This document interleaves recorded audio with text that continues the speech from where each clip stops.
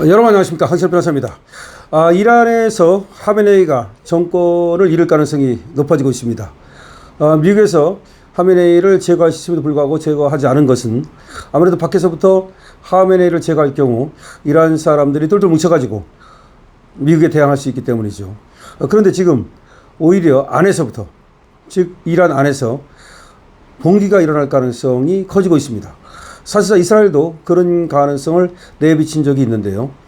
이란 시민사회가 봉기할 때만 기다린다, 이런 얘기인데, 검열이 심해지면서 사회 불만이 팽배하다고 합니다. 1979년 이슬람 혁명, 이란 혁명이 일어나기 전까지만 해도 이란은 중동에서 가장 개방적인 나라였죠. 비키니를 입는 것도 가능했고요. 뿐만 아니라 여성들이 히잡을 쓸 필요도 없었습니다. 물론 자유연애도 가능했습니다. 그런데 1979년에 이슬람 혁명이 일어나면서부터 이란은 완전히 폐쇄 국가가 됐고, 그리고 여성 인권이라든가 또 자유가 상당히 위축되었습니다. 그러고 신정일치를 주장하다 보니까 이제 종교인들이 정치를 하고, 정치인들이 또 종교인들이고, 이런 것 때문에 그야말로 사회가 완전히 이슬람 규율에 얽매여 가지고 사람이 숨을 쉴 수 없는 그 정도가 되었다라는 얘기까지 나옵니다. 자, 1979년이면 벌써 언제입니까? 이란 혁명이 일어난 것도 46년 정도 됐죠. 그러는 사이에 지금 이슬람 세계에서는, 그리고 특히 이란이죠. 이란에서는 특히 그 불만이 많이 쌓여가지고 더 이상 이렇게 살 수 없다라고 하는 자유의 물결이 밑에서 지금 출렁이고 있습니다. 그래서 누군가가 여기다 조금 딱 촉매제만 집어넣으면 이란에서 혁명이 발발할 가능성이 높아지고 있습니다. 그런데 지금 노벨 평화상을 수상한 이란의 인권 변호사가 이름이 시린 에바디입니다. 인권 변호사 시린 에바디. 이 사람은 노벨 평화상을 수상한 사람입니다. 이 사람이 이란의 정권의 끝이 가까워지고 있다고 강조했습니다. 이란 정권의 멸망이 가까워지고 있다는 뜻입니다. 그러면서 오직 시민사회 한 거로만 포갑적 정권을 붕괴시킬 수 있다고 덧붙였습니다. 오로지 시민사회 한 거로만 저 포갑적 정권, 저 하메네이 정권을 무너뜨릴 수 있다고 얘기했습니다. 이 사람은 나이가 78살입니다. 이란에서 인권 변호사로 지냈고요. 노벨 평화상을 수상한 바 있는데 이 사람은 78살입니다. 에바디는 지난 23일 프랑스의 공영 RFI 방송에서 미국이나 이스라엘이 전쟁을 통해 이란 정권을 붕괴시킬 수 있다고 보느냐는 질의에 이란 정권은 수백만 시민의 항거를 통해서만 붕괴시킬 수 있다고 답했습니다. 다시 말해서 밖에서 이란을 칠 경우에 만약 안에서 항거가 일어나지 않으면 오히려 이란은 똘똘 뭉쳐서 외세에 항거하는 그런 어떤 정신을 갖고 있기 때문에, 그런 어떤 기지를 갖고 있기 때문에 안에서 혁명이 일어나야지 밖에서 어떤 전투에 의해서, 전쟁에 의해서 이란을 굴복시키기는 쉽지 않다는 얘기입니다.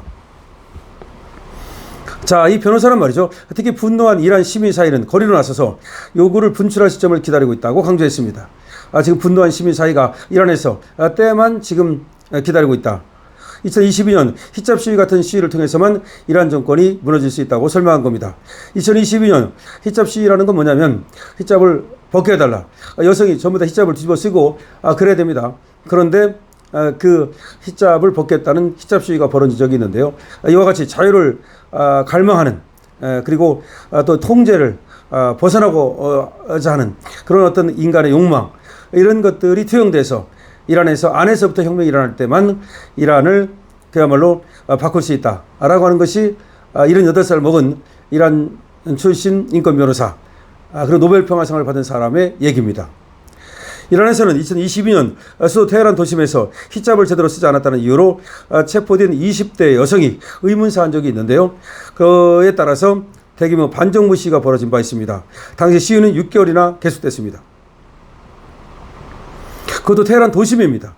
테헤란 도심에서 히잡을 제대로 쓰지 않았다는 이유로 체포된 20대 여성이 시체로 발견된 겁니다. 그러면서 반정부 시위가 벌어졌고, 당시 시위는 장장 6개월이나 계속됐습니다.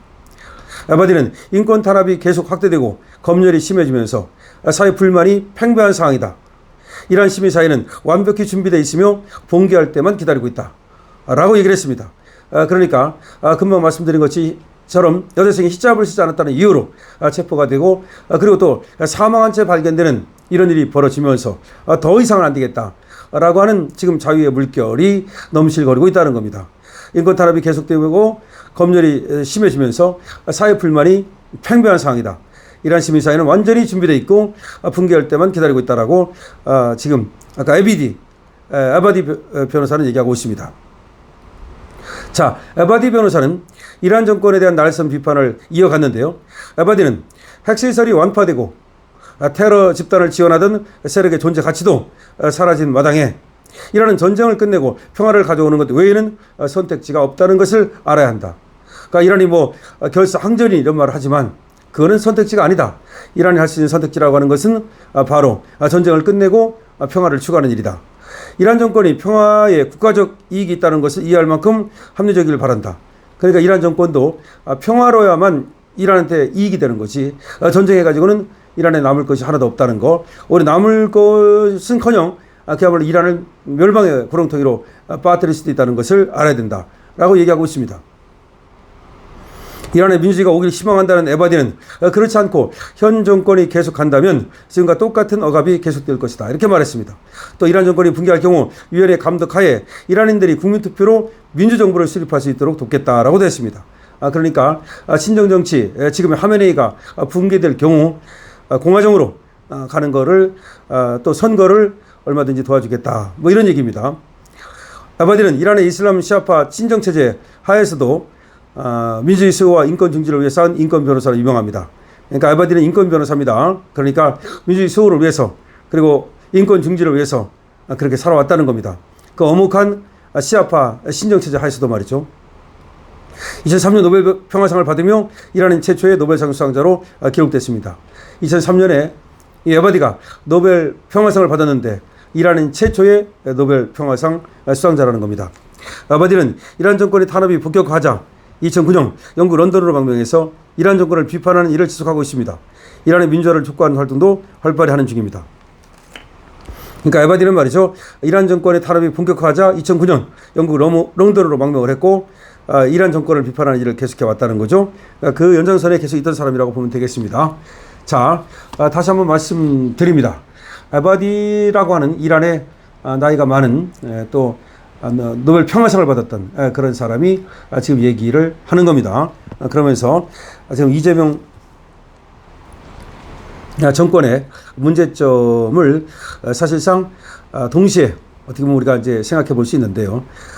지금 카카오톡 검열한다고 그러고 계속해서 자유를 억압하는 그런 방향으로 이재명이 나아가고 있는데 지금 이 에바디 얘기는 뭐냐면 결국은 이란에서도 혁명이 일어나기 직전이다. 자유를 억압하고 인권을 억압하고 이렇게 했기 때문에 시민들의 지금 불만이 가득 차 있다. 따라서 봉기할 날만 기다린다. 봉기가 얼마 남지 않았다. 이란인 스스로 안에서 지금의 지도부를 지금 하메네이 소위 일당을 몰아낼 것이다. 이런 말입니다. 그런데 그것이 시사하는 바는 말이죠. 대한민국에서도 이재명이 들어서자마자 여러 가지 검열이니 또 등등 지금 자유를 억압하려는 그런 시도가 나타나고 있습니다. 특히 경제적 자유를 굉장히 억압할 것 같습니다.